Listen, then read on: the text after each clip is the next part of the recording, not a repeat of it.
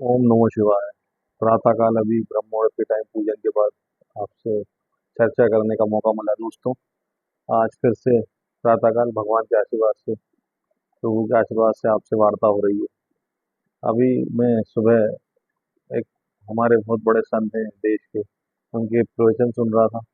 उनसे सुन रहा था, उन्होंने बहुत बड़ी बात बोली। तो देखिए, तंत्र मंत्र और सब चीज़ें मैं भी बोल सकता हूँ, मैं भी कह सकता हूँ, लेकिन मैं ये सब चीज़ों में नहीं पढ़ता हूँ। और वो देश के बहुत बड़े संत हैं। उन्होंने कहा कि मैं कह दूंगा कि तुम्हारा ये हो जाएगा, वो हो जाएगा, इतना दक्षिणा चढ़ा दो, इतना सब कर दो। तो वो कहने लगे मैं 1000 लोगों से बोलूंगा, तो उसमें से कम 5 या 10 का तो काम हो ही जाएगा। तो वो 10 तो मेरे बिल्कुल वो हो गए, वो पक्के। तो वो 10 तो दक्षिणा चढ़ाया ही करेंगे हमेशा। तो दोस्तों, इन सब चीज़ों में मत पड़िए। प्रभु के आशीर्वाद से, भगवान शिव के आशीर्वाद से, भगवान शिव का आशीर्वाद लीजिए, आपका कल्याण होगा। प्रभु का आशीर्वाद लीजिए ब्रह्म मुहूर्त के टाइम पूजन में। आप देखिए प्रभु के चमत्कार का असर।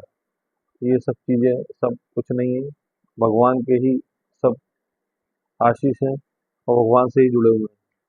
अब जो भगवान से बढ़कर कोई होगा तो वो पता नहीं मुझे, पर भगवान प्रभु शिव से बढ़कर तो कोई नहीं है इस दुनिया में।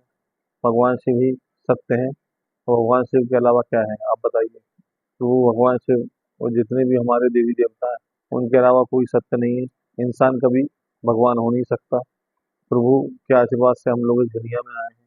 प्रभु का आशीर्वाद लीजिए और प्रभु के ही भजन कीजिए। प्रभु का आशीर्वाद लेके देखिए, आपका जीवन में परिवर्तन ही परिवर्तन आएगा। प्रभु के आशीर्वाद से ही हम लोग आगे बढ़ेंगे। दोस्तों, एक कथा और सुनाता हूँ आपको, एक कहानी।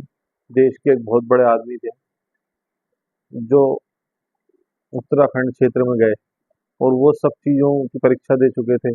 वो हार चुके थे जिंदगी से। तो उनको एकदम इच्छा हुई कि मैं सुसाइड कर लूं। तो वो खड़े हो गए, सुसाइड करने जा रहे थे, इतने में एक महात्मा जी ने उनको देख लिया। उनके संत जी के साथ वालों ने वो पकड़ के ले आया महात्मा जी के पास। महात्मा जी ने कहा बेटा ये क्या कर रहे हो। तो उन्होंने कहा महात्मा जी मैं बहुत परेशान हो गया हूं, जीवन से हर परीक्षा दी, सब में फेल हो गया और सब कुछ। तो बेटा कहने लगे तुम रात्रि यहाँ विश्राम करो। उन्होंने रात्रि विश्राम किया। तो महाराज जी प्रवचन और भजन कर रहे थे। तो उनको देखकर उन्होंने कहा आप तो स्वयं भगवान ही हैं, अब आप ही बताइए मेरे साथ। प्रभु से पूछा कि मेरे साथ ऐसा क्यों होता है, मैं जो भी परीक्षा देता हूँ मैं फेल हो जाता हूँ। तो उन्होंने कहा इसमें प्रभु क्या कहेंगे, मैं ही बता देता हूँ तुझे। तो कहने लगे तेरे लिए प्रभु ने बहुत बड़ी चीज सोच रखी है, इसलिए वो छोटी चीजों में तुझे पढ़ना देना नहीं चाहते। तो वो देश के बहुत बड़े आदमी हुए आने वाले वक्त में, और उनका नाम हुआ।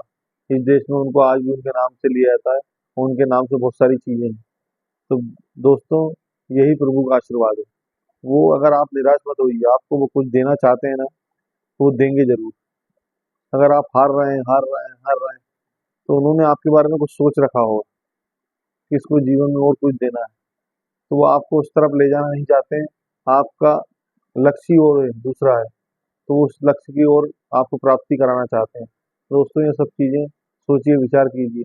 आप कभी भी किसी चीज में भगवान से निराश मत हुआ करिए। भगवान देगा, देर से देगा पर देगा। भगवान के यहाँ देर या अंधेर नहीं है। प्रभु का आशीर्वाद ही हमारे लिए सब कुछ है। प्रभु फल देते जरूर है, लेकिन समय आने पर वो फल ऐसा देते हैं कि आपका जीवन परिवर्तन हो जाता है। आपके जीवन में खुशियां ही खुशियां आती हैं, आपकी किस्मत बदल जाती है दोस्तों। तो ये सब उनके आशीर्वाद से होता है। इंसान की कोई ताकत नहीं है, इंसान कुछ नहीं कर सकता, प्रभु ही कर सकते हैं। प्रभु शिव हमारे देवी देवता ही कर सकते हैं। तो प्रभु ही सच है। तो दोस्तों, इन सब चीजों पे ध्यान दीजिए और प्रभु का आशीर्वाद लीजिए। ब्रह्म मुहूर्त के टाइम जरूर पूजन कीजिए। दोस्तों, आज के लिए इतना ही। ब्रह्म मुहूर्त के टाइम पूजन के बाद में भी आपसे चर्चा हुई। शाम को फिर मिलते हैं दोस्तों, भगवान शिव जी के आशीर्वाद से। और जाने अनजाने कोई गलती हुई है तो क्षमा कीजिएगा, आपका धर्मेंद्र यादव।